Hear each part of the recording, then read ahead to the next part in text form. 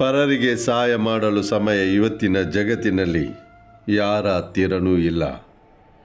ಆದರೆ ಪರರ ಕೆಲಸದಲ್ಲಿ ಅಡ್ಡಗಾಲು ಇಡಲು ಸಮಯ ಇವತ್ತಿನ ಜಗತ್ತಿನಲ್ಲಿ ಎಲ್ಲರ ಹತ್ತಿರನೂ ಇದೆ. ಜೀವನಕ್ಕೊಂದು ದಾರಿ ತೋರಿಸುವ ಸಣ್ಣದಾದ ಕತೆ ನನಗೆ ನೆನಪಿಗೆ ಬರುತ್ತಿದೆ. ಒಬ್ಬ ಸಹೋದರನದ್ದು.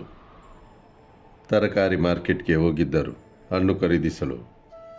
ಹಣ್ಣಿನ ಅಂಗಡಿಗೆ ಹೋಗಿ ಹಣ್ಣಿನ ವ್ಯಾಪಾರಿ ಹತ್ತಿರ ಕೇಳಿದ, ಬಾಳೆಹಣ್ಣಿಗೆ ಎಷ್ಟಿದೆ, ಆ್ಯಪಲ್ಗೆ ಎಷ್ಟು ಬೆಲೆ ನಡೆಯುತ್ತಿದೆ? ಅಂಗಡಿಯವನು ಹಣ್ಣಿನ ವ್ಯಾಪಾರಿ ಹೇಳಿದ, ಸಹೋದರ, ಬಾಳೆಹಣ್ಣಿಗೆ 40 ರೂಪಾಯಿ ಡಜನ್ಗೆ ಮತ್ತು ಸೇಬಿನ ಬೆಲೆ 120 ರೂಪಾಯಿ ಕಿಲೋ. ಅವನು ಹಾಗೆ ಹೇಳಿದ ಕೂಡಲೇ ಹೇಳಲಾರಂಭಿಸಿದ, ತುಂಬ ದುಬಾರಿ ಬೆಲೆ ಹೇಳುತ್ತಿದ್ದೀರಿ. ಸ್ವಲ್ಪವಾದರೂ ಸರಿಯಾದ ಬೆಲೆಯನ್ನು ಹೇಳಿ. ಮೂಲ ಬೆಲೆ ಏನು? ಇದೆಲ್ಲವೂ ನಡೆಯುತ್ತಿತ್ತು. ಆವಾಗ ಅಲ್ಲಿಗೆ ಒಬ್ಬ ಮಹಿಳೆ ಬಂದಳು. ಹಳೆಯದಾದ ಹರಿದ ಸೀರೆ ಹುಟ್ಟಿದ್ದಳು. ಅವಳು ಬಂದ ಕೂಡಲೇ ಕೇಳಿದಳು, ಬಾಳೆಹಣ್ಣಿಗೆ ಎಷ್ಟು? ಈ ಆ್ಯಪಲ್ ಯಾವ ಬೆಲೆಗೆ ಕೊಡುತ್ತೀರಿ? ಯಾವ ಬೆಲೆ ನಡೆಯುತ್ತಿದೆ? ಅಂಗಡಿಯವನು ಅಚಾನಕ್ ಆಗಿ ಬೆಲೆಯನ್ನು ಚೇಂಜ್ ಮಾಡಿದ. ಆ ಹಣ್ಣಿನವನು ಹೇಳಿದ, ಮೇಡಮ್, ಬಾಳೆಹಣ್ಣಿನ ಕ್ರಯ ನಡೆಯುತ್ತಿದೆ 5 ರೂಪಾಯಿ ಡಜನ್ ಮತ್ತು ಸೇಬು 25 ರೂಪಾಯಿ ಕಿಲೋಗೆ. ನೀವು ತೆಗೆದುಕೊಳ್ಳಿ. ಆವಾಗ ಮೊದಲು ಬಂದಿದ್ದ ಸಹೋದರ ಇದನ್ನೆಲ್ಲವನ್ನು ನೋಡುತ್ತಿದ್ದ. ಅವನಿಗೆ ತುಂಬ ಕೋಪ ಬರುತ್ತಿತ್ತು. ಮನಸ್ಸಿನಲ್ಲಿಯೇ ಬೈಗುಳ ನೀಡಲು ಪ್ರಾರಂಭಿಸಿದ. ಎಷ್ಟೊಂದು ನೀಚ ಇವನು!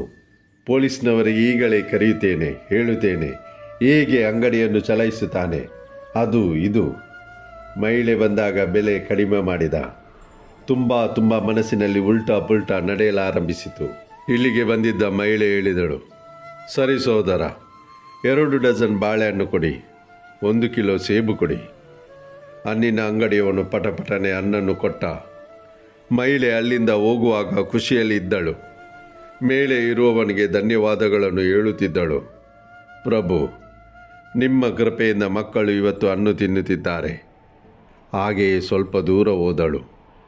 ಆ ಮೊದಲು ಬಂದಿದ್ದ ಸಹೋದರ ತುಂಬ ಸಿಟ್ಟಿನಲ್ಲಿದ್ದ. ಬಡಬಡಿಸಲು ಪ್ರಾರಂಭಿಸಿದ. ತುಂಬ ನೀಚ ನೀನು, ಪೊಲೀಸ್ಗೆ ಕರೆಸುತ್ತೇನೆ, ಅದು ಇದು. ಏನೆಂದು ತಿಳಿದುಕೊಂಡಿದ್ದಿ? ಮಹಿಳೆ ಬಂದಾಗ ಕ್ರಯವನ್ನು ಕಡಿಮೆ ಮಾಡಿದೆ. ಎಷ್ಟೊಂದು ಕಡಿಮೆ ಮಾಡಿದೆ ಎಂದರೆ 40 ರೂಪಾಯಿ ಡಜನ್ ಬಾಳೆಹಣ್ಣಿಗೆ ನನಗೆ ಹೇಳುತ್ತಾ ಇದ್ದಿ, ಅವಳಿಗೆ ಹೇಳುತ್ತಿ 5 ರೂಪಾಯಿಗೆ ಡಜನ್. ನನಗೆ ಸೇಬು ರೂಪಾಯಿ 120 ಕಿಲೋ ಬೆಲೆ ನಡೆಯುತ್ತಿದೆ, ಅವಳಿಗೆ ಹೇಳುತ್ತಿ 25 ರೂಪಾಯಿ 1 ಕಿಲೋಗೆ. ಇಷ್ಟೊಂದು ಡಿಫರೆನ್ಸ್ ನನಗೆ ಅರ್ಥವಾಗುತ್ತಿಲ್ಲ. ತುಂಬ ಕೋಪದಲ್ಲಿದ್ದ. ಹಣ್ಣಿನವನು ಹೇಳಿದ, ಸಹೋದರ, ಕೈ ಮುಗಿದು ಹೇಳುತ್ತಿದ್ದೇನೆ, ನನ್ನ ಮಾತನ್ನು ಕೇಳು, ಎಲ್ಲ ಮಾತನ್ನು ಕೇಳು. ಅವನು ಕೋಪದಲ್ಲಿ ಹೇಳಿದ, ಹೇಳು ಹೇಳು, ಏನು ಹೇಳಲು ಇಚ್ಛಿಸುತ್ತಿ? ಹಣ್ಣಿನವನು ಹೇಳಿದ, ಆ ಮಹಿಳೆ ಬಂದು ಹೋದಳು.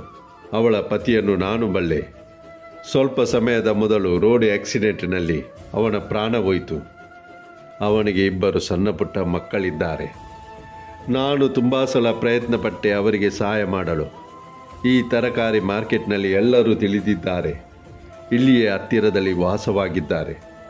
ತುಂಬ ಮಂದಿ ಪ್ರಯತ್ನಪಟ್ಟರು ಸ್ವಲ್ಪ ಹಣದ ಸಹಾಯ ಮಾಡಲು, ಅವನ ಮಕ್ಕಳ ವಿದ್ಯಾಭ್ಯಾಸದ ಖರ್ಚನ್ನು ಭರಿಸಲು. ಈ ಮಹಿಳೆ ತಯಾರಿಲ್ಲ. ತುಂಬ ಸ್ವಾಭಿಮಾನಿ. ಜನರ ಮನೆಗಳಿಗೆ ಹೋಗಿ ಮನೆ ಸ್ವಚ್ಛ ಮಾಡುವ ಕೆಲಸ ಮಾಡುತ್ತಾಳೆ.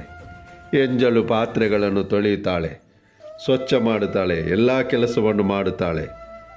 ತನ್ನ ಸ್ವಾಭಿಮಾನದಿಂದ ತನ್ನ ಜೀವನವನ್ನು ನಡೆಸುತ್ತಾಳೆ.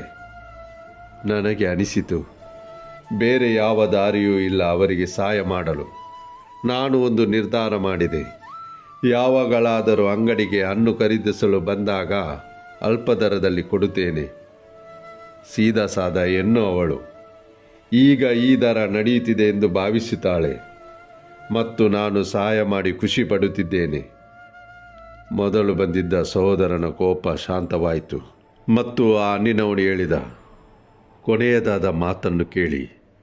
ತುಂಬ ದಿನಗಳ ನಂತರ ಒಮ್ಮೊಮ್ಮೆ ಬರುತ್ತಾಳೆ, 20-25 ದಿನಗಳಿಗೆ ಒಮ್ಮೆ. ಆದರೆ ನಾನು ನೆನಪಿಡುತ್ತೇನೆ, ಅವಳು ಯಾವಾಗಲೆಲ್ಲ ನನ್ನ ಅಂಗಡಿಗೆ ಬರುತ್ತಾಳೆ. ಆ ದಿನ ಅಂಗಡಿಯಲ್ಲಿ ಗ್ರಾಹಕರ ಸಂಖ್ಯೆ ಹೆಚ್ಚಾಗುತ್ತದೆ. ಯಾವ ದಿನ ಅವಳು ಬರುತ್ತಾಳೆ ಆ ದಿನ ಮೇಲೆ ಇರುವವನು ತುಂಬ ಕೃಪೆ ಮಾಡುತ್ತಾನೆ. ಸೋದರ, ನನ್ನ ಕಡೆಯಿಂದ ಸ್ವಲ್ಪ ಸಹಾಯ ಮಾಡುವ ಭಾವನೆ ಇಡುತ್ತೇನೆ. ಮೇಲೆ ಇರುವವನು ಕೂಡ ಇದೇ ಭಾವನೆಯಿಂದ ನನ್ನ ಚಿಕ್ಕದಾದ ಅಂಗಡಿಗೆ ತುಂಬ ಸಹಾಯ ಮಾಡುತ್ತಿದ್ದಾನೆ. ಕೋಪದಲ್ಲಿದ್ದ ಸಹೋದರನ ಕೋಪ ತಣ್ಣಗಾಯಿತು. ಜೀವನದ ಸತ್ಯದ ಅರಿವಾಯಿತು. ಯಾವ ದಿನ ನಾವು ಬೇರೆಯವರಿಗೆ ಸಹಾಯ ಮಾಡಲು ಪ್ರಾರಂಭಿಸುತ್ತೇವೆ ಆ ದಿನ ಮೇಲೆ ಇರುವವನು ನಮಗೆ ಸಹಾಯ ಮಾಡುವನು. ಒಂದು ವಿಷಯ ನಾನು ತುಂಬ ಸಲ ಹೇಳಿದ್ದೇನೆ. ನಾವು ಪ್ರಾರ್ಥನೆ ಮಾಡುವಾಗ ಪರರಿಗಾಗಿ ಮೊದಲು ಪ್ರಾರ್ಥನೆ ಮಾಡೋಣ. ನಮಗಾಗಿ ಎಲ್ಲದಕ್ಕಿಂತ ಕೊನೆಯದಾಗಿ ಬೇಡಿಕೊಳ್ಳೋಣ. ನೀವು ನೋಡಿ, ಎಲ್ಲರಿಗಿಂತ ಮೊದಲು ಪ್ರಭು ನಮ್ಮ ಪ್ರಾರ್ಥನೆಯನ್ನು ಆಲಿಸುವನು. ನಾವು ಬೇಡಿದ್ದು ನಮಗೆ ಸಿಗುವುದು. ಯಾರು ಬೇರೆಯವರಿಗೆ ಸಹಾಯ ಮಾಡುತ್ತಾರೆ, ಮೇಲೆ ಇರುವವನು ಖಂಡಿತ ಅವರಿಗೆ ಸಹಾಯ ಮಾಡುವನು. ಸ್ನೇಹಿತರೆ, ನಾವೆಲ್ಲರೂ ಒಗ್ಗಟ್ಟಿನಿಂದ ಇದ್ದು ಸುಖ ದುಃಖದಲ್ಲಿ ಕಷ್ಟ ಸಂಕಷ್ಟದಲ್ಲಿ ಇತರರಿಗೆ ಸಹಾಯ ಮಾಡೋಣ ಎಂದು ನಿಮಗೆ ಅನಿಸಿದರೆ ಲೈಕ್ ಮಾಡಿ, ನಿಮ್ಮ ಪ್ರೀತಿ ಪಾತ್ರದವರಿಗೆ ಶೇರ್ ಮಾಡಿ. ನಮ್ಮ ಚಾನೆಲ್ ಸಬ್ಸ್ಕ್ರೈಬ್ ಮಾಡದೇ ಇದ್ದರೆ ಸಬ್ಸ್ಕ್ರೈಬ್ ಮಾಡಿ ನಮ್ಮನ್ನು ಪ್ರೋತ್ಸಾಹಿಸಿ. ನಿಮ್ಮ ಭೇಟಿ ಮುಂದಿನ ಕಥೆಯೊಡನೆ. ಅಲ್ಲಿಯವರೆಗೆ ನಿಮ್ಮ ಕಾಳಜಿ ವಹಿಸಿ ಸದಾ ನಗುನಗುತ್ತಾ ಇರಿ.